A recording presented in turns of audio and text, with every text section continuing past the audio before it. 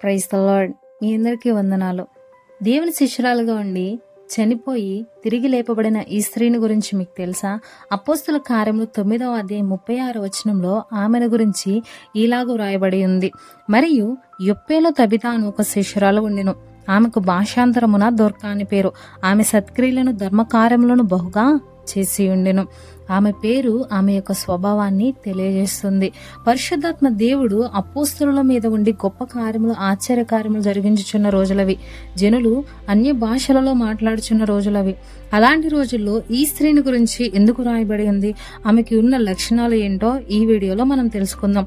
మొదటిగా మృదువైన స్వభావం. మనలో చాలా మంది విశ్వాసుల పేర్లు కలిగి ఉంటాం. అంటే ఎస్తేరు, రూతు, అబిగయ, సుసన్న, యెహోషువ, జాషువా, అబ్రహాము ఇలాంటి పేర్లు మనం తరచుగా వింటుంటాం. అయితే ఆ పేర్లకు తగినట్టుగా ఎంతమంది జీవిస్తున్నారు? ఈ స్త్రీ ఆమె పేరుకు తగినట్టుగా జీవించింది. మృదువైన స్వభావాన్ని కలిగి ఉంది. 1 పేతురుకు రాసిన పత్రిక 3వ అధ్యాయం 4వ వచనంలో పేతురు గారు ఇలా చెప్తున్నారు: వెలుపటి అలంకారం మీకు అలంకారం కాక సాధువైనట్టి హృదయమును మీరు అలంకరించుకోండి అనని. ఆమె పేరుకు తగినట్టుగా జీవించింది.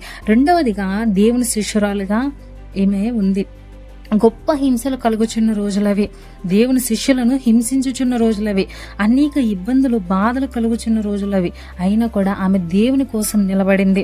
మనకు చిన్న బాధ వస్తేనే దేవుణ్ణి అడుగుతూ ఉంటాం కదా, దేవుడా నువ్వు నన్ను చూడట్లేదా, నా కష్టాలు నీకు కనబడట్లేదా, నా ప్రార్థనలు నువ్వు ఎందుకు ఆలకించట్లేదు, నా ప్రార్థనలకు నువ్వు ఎందుకు జవాబు ఇవ్వట్లేదు అని అడుగుతూ ఉంటాం.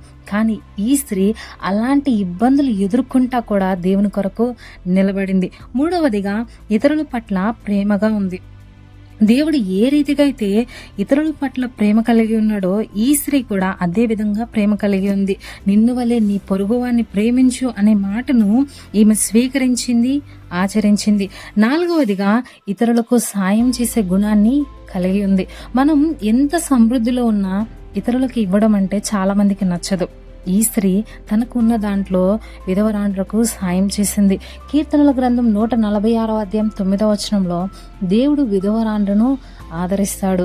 దేవుని శిష్యురాలుగా ఉన్న ఈమె కూడా అదే విధంగా విధవరాండ్రను ఆదరించింది, వారికి వస్త్రాలను కుట్టి ఇచ్చింది. రెండవదిగా సామెతల గ్రంథం 19వ అధ్యాయం 17వ వచనంలో బీదలను కనికరించువాడు దేవునికి అప్పిచ్చువాడు. ఈమె యొక్క ధర్మ కార్యములకు ప్రతిఫలం దేవుని దగ్గర దాచబడింది. ఐదవదిగా ఈమె మార్గదర్శంగా జీవించింది. ఒక మాదిరికరమైన జీవితాన్ని జీవించింది. అందుకే ఆమె చనిపోయినా కూడా తిరిగి లేపబడింది. తరువాత ఆ ప్రాంతంలో అనేక మంది ఈ కార్యాన్ని బట్టి దేవుని మీద మరింత విశ్వాసం ఉంచరి అని అపోస్తల కార్యములు మనం చూస్తాం. ఈ గొప్ప లక్షణాలను బట్టే ఆమె చనిపోయిన కూడా తిరిగి బ్రతికింది. మరి మన యొక్క లక్షణాలను బట్టి పడిపోయిన మనము తిరిగి లేపబడుతున్నామా? ఈ వాక్యం వింటున్న నీతో దేవుడు మాట్లాడుతున్నాడు. దొర్కలాగా దేవునికి ఇష్టంగా జీవించు, జీవాత్మని పొందుకో, విశ్వాసం ఉంచు, ప్రార్థించు. ఈ వాక్యాన్ని దేవుని దీవించునుగాక. మీకు ఈ వాక్యం నచ్చినట్లయితే లైక్ చేయండి, షేర్ చేయండి, సబ్స్క్రైబ్ చేసుకోవడం మర్చిపోకండి. Thank you.